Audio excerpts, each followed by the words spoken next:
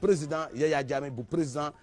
république bu Gambie ci déclaration yi nga xam ne nag am na fii ci Sénégal ñu ko waxee ñeneen ñoo xam ne nag dañ ko ëlbati ne wala ñu gisee ko neneen moom ci boppam indi na ci ay gind ak ay leeral ñu seeti Yaya Jammeh bi nga xam ne dañoo waxoon ne am na ay imam yoo xam ne dafa leen ràpp ci kaso ba ndax am na war a amul Yaya Jammeh ngi indi ay leeral ci li nga xam ne moom mooy actualité foofu ca Gambie.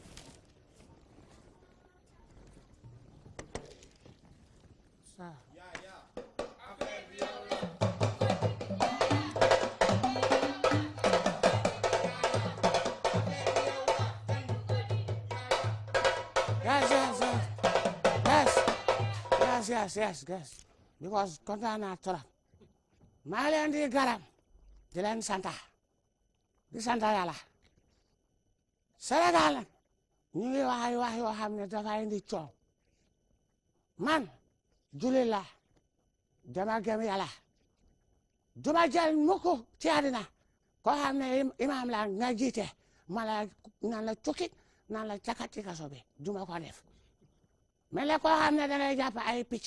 di jàppa picc di dugal ci kaaf man duma jàppakatu picc man su may jàppa damay jàppa lu am njëriñ su may wax damay wax lu am njëriñ waaye di jël suma kaddu di ko toggaat loolu neexuma suma daga duñu wax loolu parce que xam nañu man because li nga xam ne moom laa wax muy fula ak fayda am na ñoo xam ne ñoo di saytu weer bi di ko xool ay gentleman ay nit ñi yàlla waaye ay ñoo xam ne duñu fa nekk di pisal dañ naan xuju xool weer bi gis ko ne kiriñ ma ne karang ñu ne Yaya gis nañ ko ma génn xool mu nekk daga ñu xay tabaski wala ñu korite bu fekkee nag dafa am ñoo xam ne dañu nekk Sénégal su ma waxee wax bi nekk suppu kànja ñu togg ko mu nekk cere baase kon Sénégal mun na ñu togg ñam ndax man dama wax ceeb ñu togg ko def ko suppu kànja def ci soos ba def ci mburu man awma lu ma ragal because man is a freshest presence Gambia people is Dennis people I what about it is I not is my people duma nangu benn yoon benn journal di binda ci man loo xam ne waxuma ko di ma jaxase sëriñ bi ñi tabaski ñi kore altine lala julli nañu ko ci yàlla mu jeex because lala sénégalais di wax di binda naan Yaya Jammeh dafa wax ne ku julli ñu taj la dina tëj ñi julli talaata pour jaxase ma kër diine duma ko nangu waaye bàyyi leen di wax yéen waa Sénégal bu Yaya Jammeh waxee ñankatang ngeen ne spaghetti la wax bu Yaya Jammeh waxee spaghetti ngeen ne def na ñankatang ak sos yooyu baaw dafa di indi ay problème diggante daka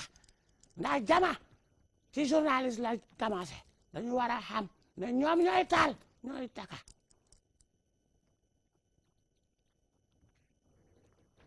ba ma président Macky Sall dénkoon Sénégal ñaari waxtu ma jubanti jikko yu bari ndax am na loo xam ne di du ko waxte tu ko tera fenn foo xam ne dëgg la maa ngi préparé Sénégal Gambie mu gën a tax bandang Sénégal nekka ñankatang Gambie nekka diwtiir nga xam ne da nga teg sa tànka rek mu tax bandang yooyu nañu di waral wax di binda ci diggante waaye di waa Yaya Jammeh nee na dafa tëj imam bu nekka ci benn tarixa di binda di yaxa loolu du yoon man duma gëm suma boppa gëm Afrika am ay xalaat yu mel ne Thomas Sankara baykat naka liggéey jàmbaar waaye di toppa tubaab yi ñuy wax ak yéen ngeen di binda loo xam ne du tega fenn because I want about it people Gambia this is gentle people Gambia your business is on our people you fascist people is one is maa ngi bàyyi ba xaar kenn binda waxa leneen loo xam ne ci seen daka la ngeen lijanti ko seen daka Sénégal ngeen lijanti li tax tawul ngeen di lijanti lu tax Yaya Jammeh wax li waxu jaamur wax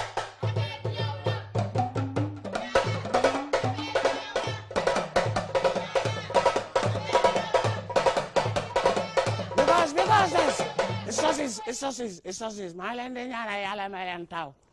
yéen loolu rek ngeen war a waxtaane waaye leen waxtaane nada because his spirit is God is not people ay ta na sabari dama ma dega ko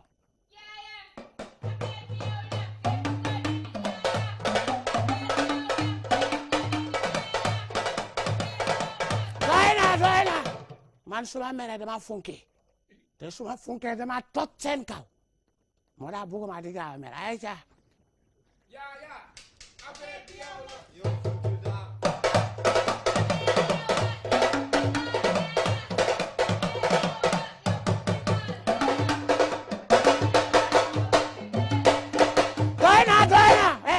doy na militaire kenn du ko tegal tama militaire kenn du ko tegal tama rawana président kenn du ko tegal tama